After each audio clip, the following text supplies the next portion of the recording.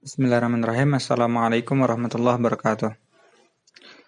Baik teman-teman, kita lanjutkan pembahasan pada monolog ekonomi syariah kita. Dan pada kesempatan kali ini, aku bakal membahas seputar P2P lending, peer-to-peer lending syariah, ya, merupakan pinjaman online yang halal dan bebas dari riba ya. Dan ini merupakan sesi monolog terakhir saya ya untuk tugas dari dosen saya Pak Iqbal. Oke, langsung saja kita bahas peer-to-peer lending syariah ini.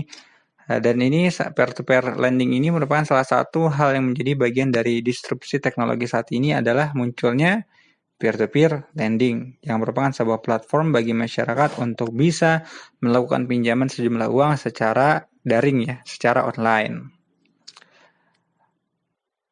Sebuah platform pinjaman daring yaitu P2P lending. Peer-to-peer lending mempertemukan peminjam alias kreditur atau borrower dengan pemberi pinjaman alias investor atau lender. Jadi mempertemukan antara yang meminjam uang sama yang pemberi pinjaman sama yang meminjam uang, yang menerima uang gitu. Yang pemberi pinjaman dan penerima uang dipertemukan. Sebagai sarana pinjaman daring, peer-to-peer lending dapat memberikan sejumlah pinjaman yang membantu individu atau badan usaha ketika mereka tidak bisa mendapatkan kredit dari perbankan. Untuk saat ini, terdapat dua jenis peer-to-peer lending yang bisa dimanfaatkan oleh masyarakat, yakni peer-to-peer lending konvensional dan syariah. Peer-to-peer lending konvensional menggunakan metode peminjaman uang pada umumnya, yaitu dengan memberikan bunga bagi kreditur sehingga dianggap tidak halal atau syariah lantaran melibatkan di dalamnya. Jadi kalau konvensional itu ya haram gara-gara apa? Gara-gara ada riba di dalamnya. Namun jika kamu ingin memanfaatkan peer-to-peer lending yang bebas dari bunga atau riba, maka kamu bisa menggunakan peer-to-peer lending berbasis syariah. Oke, lanjut ya. Poinnya peer-to-peer lending syariah nih. Peer-to-peer lending syariah adalah sebuah platform pinjaman daring yang menerapkan prinsip syariah dalam pemberian pinjamannya. Dengan demikian, peer-to-peer lending syariah menjalankan bisnisnya sesuai dengan syarat Islam yang salah satunya tidak menetapkan riba bagi para krediturnya.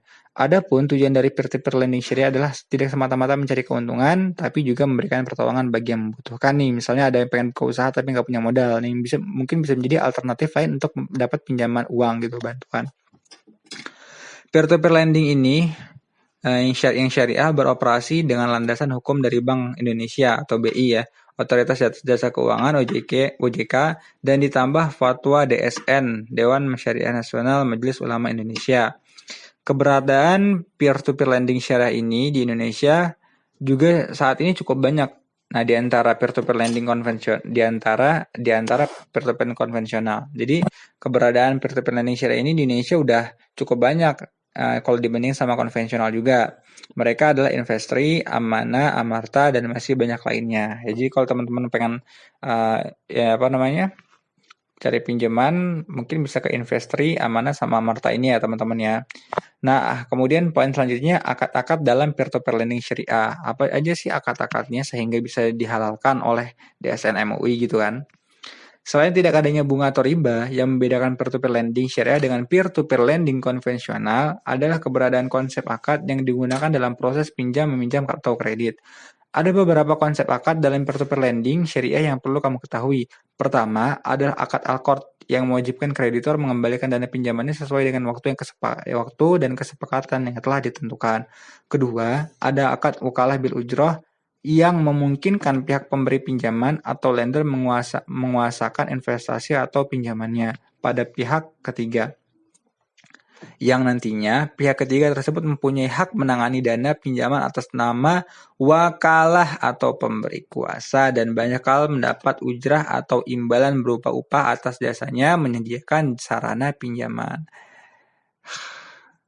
Ketiga, ada akad mudharabah muqayyadah yang melibatkan kesepakatan pemberian modal antara pemilik dana selaku lender atau pemberi pinjaman kepada pengelola dana. Apabila ada kerugian yang terjadi, maka kerugian tersebut akan ditanggung sepenuhnya oleh pihak pemberi pinjaman yang memberikan modal kepada pengelola dana.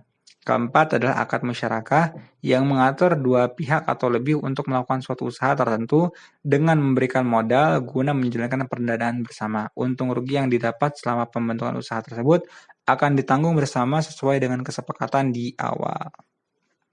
Kelima ada akad ijarah yang merupakan istilah untuk melakukan sewa terhadap suatu barang pada umumnya. Nah, akad ini mengharuskan penyewa membayarkan sewa terhadap barang yang dipinjam sesuai dengan jangka waktunya. Poin terakhir, syarat dan ketentuan melakukan pinjaman peer-to-peer lending syariah. Pinjaman yang kamu lakukan di peer-to-peer lending syariah akan menjadi halal jika memenuhi syarat dan ketentuan sebagai berikut. Pertama, pengaplikasian proses pinjaman peer-to-peer lending syariah terhindar dari cacat. Ini memiliki berbagai macam arti seperti adanya kriteria usaha yang akan dijadikan untuk mendapatkan pembiayaan, kemudian ada kejelasan produk dan tidak memiliki unsur penipuan di dalamnya. Syarat dan ketentuan berikutnya adalah pemberi pinjaman dan peminjam sama-sama telah memenuhi hak dan kewajibannya sehingga tidak ada satupun pihak yang merasa dirugikan dalam kesepakatan. Syarat dan ketentuan berikutnya yang menjadi paling utama adalah bebas dari riba dan gharar. Salah satu contoh dari riba adalah penerapan bunga dalam pengembalian pinjaman sehingga membuat peminjaman mengembalikan uang pinjaman lebih banyak dari yang didapatkan. Sementara gharar dapat diartikan sebagai ketidakpastian atau nggak jelas gitu. Artinya pinjaman yang diberikan harus pasti, nggak boleh nggak jelas, harus jelas gitu, harus obviously dari segi jumlah dan waktu pengembalian agar kedua pihak baik pemberi pinjaman dan yang peminjam penerima sama-sama tidak mengalami kerugian. Oke guys, jadi cukup sekian pada pembahasan dari monolog ekonomi syariah aku, Muhammad Wahyudin Siddiq.